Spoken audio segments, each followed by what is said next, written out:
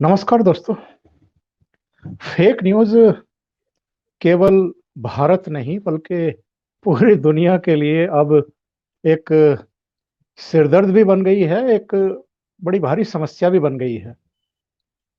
पहले जब print media था तब इस तरह की गलतियां अक्षम्य मानी जाती थी। उसके बाकायदा खंडन होते थे, कई बार तो संपादक को माफीनामा प्रकाशित करना पड़ता था। कुछ एथिक्स थे, कुछ मूल्य थे और कुछ सरोकार थे।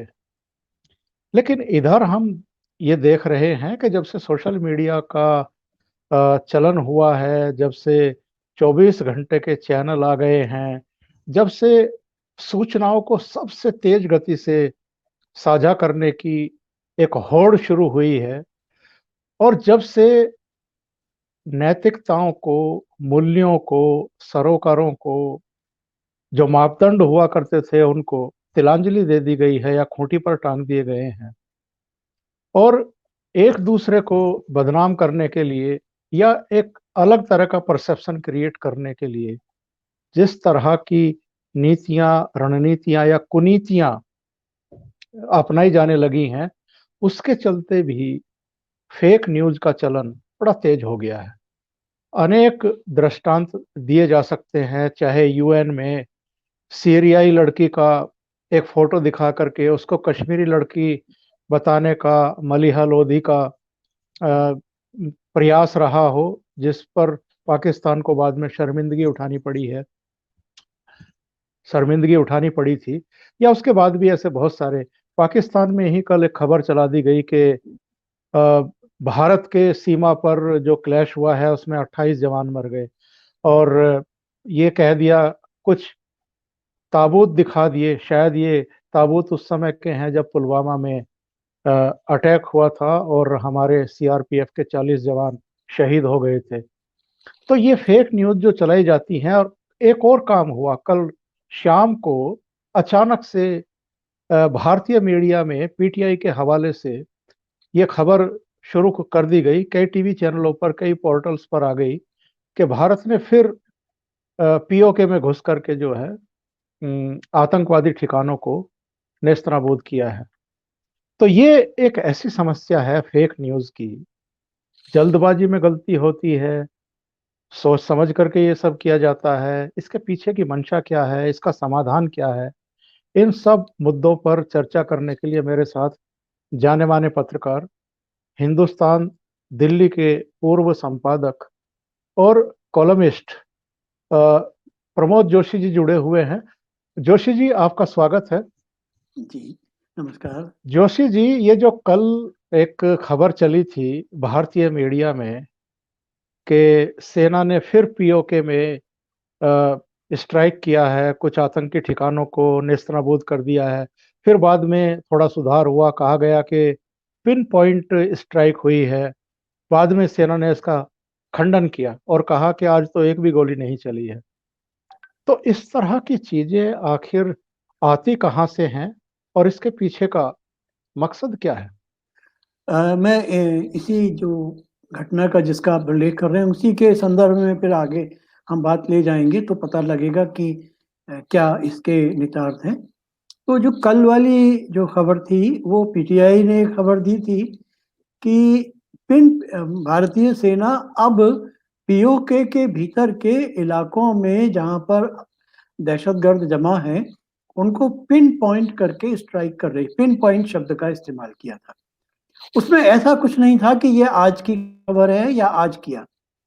लेकिन हुआ क्या कि उस खबर को लेकर के मैंने कल उस वक़्त ध्यान दिया। पहले वो ट्वीट में के रूप में आई, किसी ने ट्वीट किया और उसके बाद देखते ही देखते हमारे कई चैनलों ने उस खबर को एक हमले के रूप में प्रसारित करना शुरू किया। बल्कि एक चैनल में मैंने देखा, उसमें उन्होंने उसको पिन पॉइंट स्ट्राइक को एयर स्ट्राइक में तब्दील कर दिया। एयर स्ट्राइक बहुत बड़ी बात हो जाती है। एयर स्ट्राइक का मतलब हुआ कि हमारे विमानों ने जाकर के कहीं बम वर्षा की। तो ज़ाहिर है फिर वो तो एक बहुत बड़ा अ, मामला बन जाता है। तो एक तो ये कि खबर थोड़ी सनसनीखेज हो गई। सनसनीखेज हुई, कोई बात नहीं कि भारतीय सेना ने पिन पॉइंट या ढूंढ करके लोगों पर को गोली से निशाना बनाया, उतना ही होता तो बात थी, लेकिन फिर जब उसको एयर स्ट्राइक वन में तब्दील कर दिया, जाहिर है वो बहुत बड़ी बात हो गई। ऐसे में भारतीय सेना को फौरन ही ये ट्वीट पर ही एक स्पष्टीकरण देना पड़ा कि आज कोई गोली नहीं चली। आशा ये था कि जो पीटीआई की खबर थी, वो कोई फेक न्यूज़ नहीं थी। वो पीटीआई के रिपोर्टर ने पिछले 1 हफ्ते की जो हुई हैं घटनाएँ, उन घटनाओं को एकत्र करके टैक्टिक्स के बारे में बताया था कि भारतीय सेना की स्ट्रैटेजी अब ये है कि जो स्नाइपर और एंटी टैंक गाइडेड मिसाइल्स के थ्रू चुन करके जगह को, जैसे इंटेलिजेंस से पता लग जाता है कि किस जगह पर कौन जमा है, वो हवाई जहाज़ों से भी, ड्रोन से भी और सैटेलाइट वगैरह से। तो उन जगहों को स्पेसिफिकली चुन करके, क्योंकि पाकिस्तान की तरफ से ये कहा जा रहा था कि भारत असैनिक क्षेत्रों में, नागरिक क्षेत्रों पर गोले बरसा रहा है, तो उसको स्पष्ट करते हुए कि केवल हम उन इलाकों को निशाना बना रहे हैं जहाँ पर आतंकवादी जमा हुए हैं। आशा इतना ही था, और उसमें यह भी था कि वो पीओ के क्षेत्र में है, यानी भारतीय क्षेत्र में नहीं। और जाहिर है हम अगर हमला बोलेंगे तो उनके उसी इलाके में बोलेंगे और जहाँ जी पर वो जमा हुए हैं। बात इतनी थी। लेकिन वो फिर वो बढ़ते-बढ़ते एकदम से, चूँकि ऐसा लगा कि शायद फिर से युद्ध होने जा रहा है या कोई लड़ाई जैसी छिड़ गई है। तो इसमें एक गलती, मैं नहीं समझता कि खबर लिखने वाले का इंटेंशन क्या था। हो सकता है कि उसकी शब्दावली में कहीं पर सनसनी हो, या जिन लोगों ने इसको आगे बढ़ाया, प्रोसेस किया, हेडलाइन लगाई, उनमें कोई गलती हो सकती है। लेकिन मंतव्य गलत नहीं था। लेकिन फेक न्यूज़ गलत मंतव्य के साथ भी पेश की जाती हैं, जो मैं 2 या 3 बातें होती हैं। कई बार फेक न्यूज़ गलती से चली जाती है, यानी लिखने जी वाले को पूरी जानकारी नहीं है। कई बार उसका उसने जो लिखा है उसका एक गलत अंदाज़ लगा लिया जाता है। पर कई बार जानबूझ करके गलत चीज़ दी जाती है। तो हम जैसे आप पाकिस्तानी का उल्लेख कर रहे हैं, उन्होंने कुछ ताबूत-वाबूत भी दिखा दिए, फ़ोटो भी दिखा दी। अभी जब लद्दाख में गलवान में जो 20 और 15 जून को जो घटना हुई, उसके बाद पाकिस्तान के कई चैनलों ने, कई ट्वीट हैंडल्स ने ऐसी तस्वीरें दिखाई जिनमें भारतीय सैनिक की लाशें हैं। तो वो जी कोई पुरानी 10-10 साल, 20-20 साल पुरानी कहीं से तस्वीरें खींच के, और वो ज़रूरी नहीं भारतीय थे, कोई सीरिया का, कोई इराक का, कोई अफ़गानिस्तान का। तो वो जो था, वो एक गलत सोचा-समझा, और फ़ेक न्यूज़ का जो सबसे जो खराब वाला जो हिस्सा है, वो ये है। बाकी आपकी बात सही है, फ़ेक न्यूज़ एक बहुत बड़ी समस्या के रूप में आ रहा है, ख़ास तौर से अगर साजिशन सोच समझ करके गलत जानकारी देने के लिए, किसी गलत इरादे से झगड़ा बढ़ाने के लिए, फैलाने के लिए, वो मंशा, फिर मंशा पर बात होती है। तो देखिए, आपने अखबारों का ज़िक्र किया, बहुत बार हमसे गलतियाँ होती रहीं, तो हम उसको अगले दिन स्पष्टीकरण कर दिया करते थे। क्योंकि होता ये था कि देखिए, मैं अखबार में था, एक ज़माने में अखबार में हाई स्कूल का और इंटरमीडिएट का रिज़ल्ट छपता था। और एक ज़रा-सी, कई बार छोटी-सी रोल नंबर की गलती से कई बार लोग आत्महत्याएँ कर लेते थे, क्योंकि वो मानते थे कि अखबार में छप गया तो उससे तो सही कुछ गलत हो ही नहीं सकता। तो जी उस समय अखबार की वो क्रेडिबिलिटी थी। अखबार में आ गया है, मतलब कोई खबर अगर आ गई है तो अखबार में आ गया, मतलब ये तो है ही। पर आज स्थिति ये है कि बड़ी से बड़ी खबर भी कुछ समय बाद या कुछ दिन बाद पता लगता है कि उसमें गलती है। तो ये एक चिंतनीय आज स्थिति है।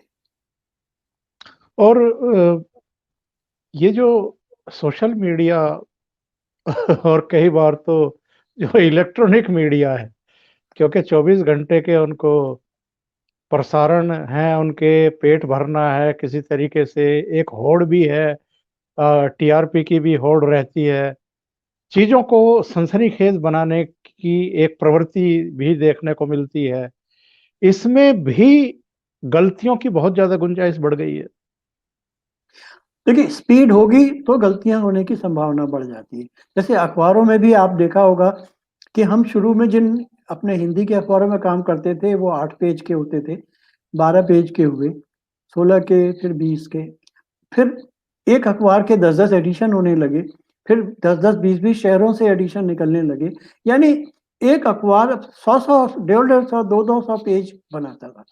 तो ऐसे में अब क्या होता है, इतनी खबरों को परखना, जाँचना, पढ़ना, तो गलतियाँ कई प्रकार की हैं। उसमें स्पेलिंग की गलतियाँ हैं, तथ्यों की गलतियाँ हैं, तारीखों की गलतियाँ हैं, नामों की गलतियाँ हैं, बहुत तरह की गलतियाँ हैं। तो गलतियों का गति से संबंध है। अगर आप गतिशीलता बढ़ाते हैं तो उसके साथ-साथ मीडिया हाउसेस को उसी तरीके का स्टाफ, उसी तरीके का जो भी टेक्नोलॉजी की भी ज़रूरत पड़ती, तो उन चीज़ों को भी बढ़ाने और सुधारने की ज़रूरत है, क्योंकि ये एक ऐसा काम है जो पाठक या दर्शक या श्रोता जो भी है, उसके मन में भ्रम पैदा करता है। तो ठीक है, आप हम गलतियाँ ह हमारी गलतियों को तो पाठक अगले दिन भी माफ़ कर देता है, कई दिन बाद भी अगर उसको समझ में आ जाए कि गलती है। लेकिन अगर हमारी दुर्भावना है, हम जानबूझ करके उसको गलत जानकारी दे रहे हैं, हम जानबूझ करके किसी से हिसाब सेटल कर रहे हैं, तब वहाँ पर गलत मतलब बात का जो अर्थ है वो बिगड़ता है। हमें अगर एक न्यायप्रिय व्यक्ति के रूप में देखा जाए तभी बेहतर है। यदि हमें पार्टी के रूप में देखा जाए, देखिए जैसे राजनीति में होता है, राजनीतिक 2 दल हैं, 3 दल हैं जिनके आपस में चुनाव लड़ रहे हैं। तो हमारा फर्ज़ होता है कि हम वहाँ पर अगर कोई पक्ष कोई बात कह भी रहा है, तो उस पक्ष के रूप में ही उस बात को रखें, बजाय इसके कि हम अपनी बात हमारी बात अलग बात होती है और वो तो हम उस लड़ाई में भागीदार नहीं हैं, हम दर्शक हैं, हम संवाद लेखक हैं, हम मैसेंजर हैं। हम कोई हमारा युद्ध में कहीं पर कोई योगदान नहीं है, हम ना इस पक्ष के साथ हैं, ना उस पक्ष के साथ। बेशक अन्याय के विरुद्ध ही होगा पत्रकार, कभी पत्रकार अन्याय के साथ में नहीं होगा। लेकिन ऐसे बहुत कम अवसर होते हैं जब न्याय और अन्याय के बीच में फैसला करना हो। तो पक्ष हैं तो उनके बीच में। तो फेक अब बाकी फेक न्यूज़ का मैं आपको एक और ज़िक्र करूँ पिछले जी। साल जब पुलवामा का घटना हुई थी, ये चुनाव से इसका जुड़ा हुआ। तो पुलवामा की घटना के बाद चुनाव हुए थे हमारे देश में मतलब 2-1 महीने बाद। तो जी हाँ, जी हाँ। इस बीच जो हमारी पार्टी ये और बीजेपी के जो अध्यक्ष अमित शाह के नाम से एक ऑडियो वायरल हुआ था, जिस ऑडियो में ऐसा आभास दिया गया था कि वो चाहते थे कि पुलवामा कांड हो और जिसकी वजह से हमें वोट मिले, जबकि वो फेक था। अब हुआ ये कि वो जब वायरल हुआ लाखों लोगों तक पहुँच गया, जब तक उसको रोका गया तब तक तो काम हो चुका था।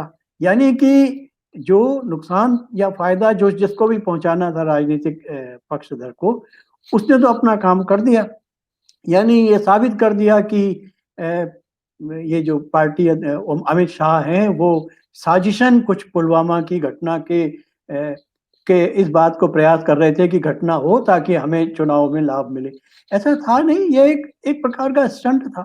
और ये घटनाएँ आप देखिए चुनाव के दौरान बहुत ज़्यादा हो जाती हैं। चुनाव से, राजनीतिक प्रक्रिया से इसका कहीं न कहीं जोड़ है। बाकी घटनाएँ जैसे 2 देशों के बीच में है वैसा भी है और बहुत सारी चीज़ें हैं। अभी हम जो व्यावसायिक उसमें तो जान ही रहे हैं कि एक रेफ्रिजरेटर दूसरे रेफ्रिजरेटर के बारे में क्या गलतफ़हमियाँ फैलाता है। एक खाने की कोई चीज़ बनाता है, दूसरा नूडल नूडल बनाने वाली कंपनी कितनी गलतफ़हमियाँ फैलाती है, वो एक अलग ही विषय है। पर जोशी जी, किसी व्यक्ति की, किसी संगठन की, किसी पार्टी की, किसी नेता की, किसी देश की छवि खराब करने के लिए जब इरादतन ऐसी हरकतें की जाती हैं, अ, तब तो बहुत बड़े सवाल उठते हैं कि इन चीजों को नियंत्रित आखिर कौन करेगा। और ये प्रश्न तब और भी गंभीर हो जाता है जब जिनकी जिम्मेदारी है नियंत्रित करने की या निगमित करने की या जवाबदेही या जिम्मेदारी तय करने की, वही अपने दफ्तरों में आईटी सेल खोल करके बैठ जाते हैं और एक दूसरे पर कीचड़ उछालने का अभियान शुरू हो जाता है। कहीं किसी नेता ने कोई भाषण दिया है, उस भाषण के कुछ चुनिंदा 2-3 सेंटेंस बीच में से निकाले और फिर उसको गलत तरीके से चला करके एक गलत ही अर्थ उसका निकालना, गलत ही परसेप्शन उसके बारे में क्रिएट करना, ये सब खूब हो रहा है आजकल। और ये केवल भारत में नहीं हो रहा है, ये पूरी दुनिया में हो रहा है। ये कितना खतरनाक है। जैसे अभी ये जो अमेरिका में चुनाव हुआ राष्ट्रपति का, इसके पहले खबरें थी कि अ, चाहे ट्रंप के लिए या उनके जो प्रतिस्पर्धी थे, जो बाइडेन के लिए, इस प्रकार के बहुत सारे ट्विटर हैंडल, सोशल मीडिया में, फेसबुक में या कई जगह पर ऐसे पोस्ट आती थी जिसमें कि बहुत सारे गलत-गलत बातें भ्रम फैलाने के लिए होती थी। तो और इसके पहले जो 2016 का चुनाव हुआ था उसमें भी ऐसे आरोप लगे थे और ये भी कहा गया था कि रूस से बैठ कर के शायद रूस सरकार ने उसके प्रयास किया या इनका पता नहीं लग पाता। लेकिन एक चीज़ है कि जो आज या ऐसा माना जाता है कि चीन से बहुत ज़्यादा साइबर जो ये अटैक्स होते हैं जिसमें कि गलतफ़हमियाँ फैलाने का भी काम किया जाता है। तो ये देश की सरकारें और जो भी व्यवस्थाएँ हैं, इसमें 2 प्रकार के लोग होते हैं। एक तो जो मैं नहीं समझता कि संस्थाएँ, राष्ट्रीय संस्थाएँ ऐसा काम करती हैं। लेकिन जो गैर संस्थागत बहुत सारे ऐसे हित हैं, जो इन सब चीज़ों को संचालित करते हैं, प्राइवेट हैं, नॉन स्टेट एक्टर्स कहते हैं। जैसे आतंकवादी हैं, उनकी संगठन कहीं न कहीं से सरकारी मदद लेते हैं, लेकिन वो अपने को दिखाते हैं कि हम सरकारों से नहीं हैं। तो ये जो प्रवृत्तियाँ हैं, ये अभी बढ़ ही रही हैं। ये दुनिया में इनका समाधान कैसे होगा? क्योंकि खाली केवल फेक न्यूज़ की बात नहीं है, पूरे जीवन में आपराधिक जो प्रवृत्तियाँ हैं, वो लाभ लेने के लिए, फँसाने के लिए, किसी को अ, किसी को मतलब ब्लैकमेल करने के लिए, इसके तमाम कई किस्म के आयाम हैं। सूचना का एक ही आयाम नहीं है। लेकिन हम पत्रकार के रूप में या जो भी एक नागरिक के रूप में हम समझते हैं कि एक एक मानवीय मूल्यों से भरी हुई एक जिसको नोबेल प्रोफ़ेशन कहते हैं, उस पत्रकारिता की ज़रूरत न केवल अतीत में थी, भविष्य में भी होगी और वो और ज़्यादा होगी। क्योंकि हमारी लोकतांत्रिक व्यवस्थाएँ तब तक सफल नहीं होंगी, जब तक कि इसमें भागीदार बनने वाले नागरिक को, वोटर को या जो भी लोग उनको सही जानकारियाँ और सही परिप्रेक्ष्य में नहीं मिलेंगी। अगर जानकारियाँ गलत होंगी, तो फिर हमारे विश्वास गलत होंगे, हम धारणाएँ गलत बनाएँगे और हम गलत फैसले कर लेंगे। तो पर अब ये कैसे किया जाएगा, क्या किया जाएगा, ये बहुत बड़ा एक अ, बड़ा दायरा है इसका। लेकिन जैसे कि मैं समझता हूँ राजनीतिक दल हैं, तो उनको मिलकर के ये सबकी ज़िम्मेदारी होती है। राजनीतिक दलों का काम केवल इतना ही नहीं है कि वो जीत करके आएँ, बल्कि ये भी है कि जनता को जागृत बनाएँ, जनता को अच्छी तरह से अभिसूचित करें, इसकी ज़िम्मेदारी भी आखिर सामाजिक परिवर्तन कौन लाएगा? अगर राजनीतिक दल अपनी ज़िम्मेदारी को भूलेंगे और सामाजिक गतिविधियाँ और कौन संचालित करता है? हमारे जीवन में और भी संगठन होते हैं, लेकिन घूम फिर कर के सब कहीं न कहीं राजनीति के जो उच्चतम शिखर तक पहुँचते हैं। तो राजनीतिक दलों की भूमिका इसमें बहुत बड़ी है। उन्हें मिलकर के आपस में मिलकर के ये सब करना चाहिए।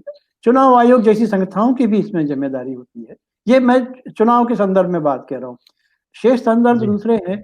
जैसे अभी हाल में ऐसा आया कि सूचना प्रसारण मंत्रालय के अधीन डिजिटल मीडिया के कंटेंट को लाया जा रहा है। तो देखना चाहिए अगर मंत्रालय कई बार नहीं कर सकता सारे काम इसमें, फिर डिजिटल हाउसेस के लोगों को भी शामिल करना चाहिए कि आखिर क्या तरीका है, बताएँ कि कैसे ठीक किया जाए? और जोशी जी, कई बार ये भी देखने में आ रहा है कि चाहे सोशल मीडिया के मंच हों, चाहे इलेक्ट्रॉनिक मीडिया हो, या जो जहां हम बात कर रहे हैं यूट्यूब हो, बहुत सारे ऐसे लोग आ गए हैं जिनका शायद सामाजिक सरोकारों से कोई खास मतलब नहीं रह गया है, नैतिक मूल्यों से कोई मतलब नहीं रह गया है। जो एक प्रोफेशनलिज्म के तय नियम होते हैं, शायद उनसे भी उनका कोई वास्ता नहीं रह गया है। वो येन केन प्रकारेण शॉर्टकट्स अपना करके, चाहे उनको अफवाहें उड़ानी पड़े, चाहे किसी का मान मर्दन करना पड़े, चाहे जो हथकंडे अपनाने पड़े, पर वो कामयाबी हासिल करना चाहते हैं, पैसे कमाना चाहते हैं या नाम कमाना चाहते हैं और उससे कुछ हित साधना चाहते हैं। ऐसे लोगों को कैसे नियंत्रित किया जाए? देखिए, ये टिकटॉक पत्रकारिता है, जो कुछ सेकंड के लिए कोई चीज़ की रचना करते हैं और उस सेकंड से करोड़ों रुपए कमाना चाहते हैं। ये एक जीवन की टिकटॉक पद्धति है, जिसमें आप केवल कुछ क्षणों आपके जीवन के कुछ क्षणों को लूट के, चाहे उसमें चोर करें, उस दौरान किसी की हत्या करें या कोई गलत जानकारी आपके गले में उतारना चाहें, तो ये जो एक जीवन शैली है, ये अतीत में हो सकता है इसका कोई और रूप रहा हो, लेकिन ये व्यक्ति के अंदर की एक एक तरफ तो आपराधिक भावना है, दूसरी तरफ कम मेहनत करके, कम काम करके और एक बड़े लाभ को पाने की इच्छा है। लेकिन आखिरकार जब हम सिस्टम्स बनाते हैं, अब जैसे यूट्यूब का आपने देखा, यूट्यूब में भी निरंतर परिवर्तन, जो भी चलाने वाले संचालक हैं, इसके कहीं न कहीं परिवर्तन लाने की कोशिश करते हैं, क्योंकि यूट्यूब के शुरुआती समय में और अब बहुत सारे इसमें फर्जी किस्म के, कई बार बहुत ऐसे किस्म के चीज़ें भी सामने आ जा रही हैं जो कि सामाजिक रूप से घातक हैं। तो उनको फ़ौरन हटाना या उनको उनके सज़ा देना या उनका जो उसके हैंडलर हैं उनको हटाना, ऐसे बहुत सारे कामों की ज़रूरत पड़ेगी। कहने का मतलब ये है कि मॉडरेशन, देखिए बहुत अच्छी बात हो जब दुनिया में सरकार नाम की संस्था ना रहे, यानी no government is the best government, यानी हर नागरिक स्वयं में इतना ज़िम्मेदार हो। पर क्या ऐसा कभी होगा?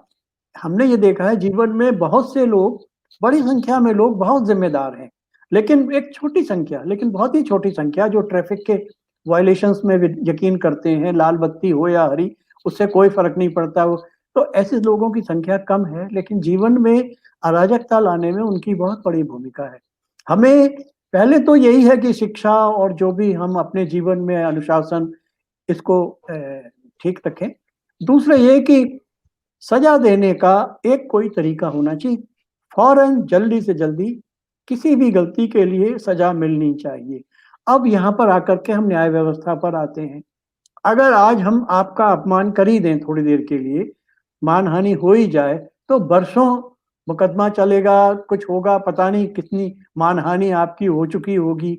तो ऐसे बहुत सारे जो प्रक्रियाएँ हैं, वो बहुत लंबी खिंचती हैं और यही आपने देखा, जब लोगों का गुस्सा भड़कता है, तो भले ही बलात्कारी हो या ना हो, लोग उसको मार डालते हैं।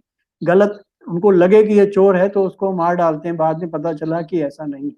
तो ये इसकी वजह ये होती है कि जनता के मन में एक प्रकार की गुस्सा पैदा होता जाता है। तो व्यवस्था जिनको भी बनानी है, उन्हें इसमें न्यायपूर्ण व्यवस्था को बनाना चाहिए, स्थापित करना चाहिए, तभी चीज़ें ठीक होंगी। प्रमोद जोशी जी, आप जुड़े और आपने विभिन्न पहलुओं पर बहुत विस्तृत विचार व्यक्त किए, हमारे दर्शकों को समझाया। आपका जी, बहुत बहुत आभार। धन्यवाद, बहुत धन्यवाद, धन्यवाद। धन्यवाद आपका जी। Thank you.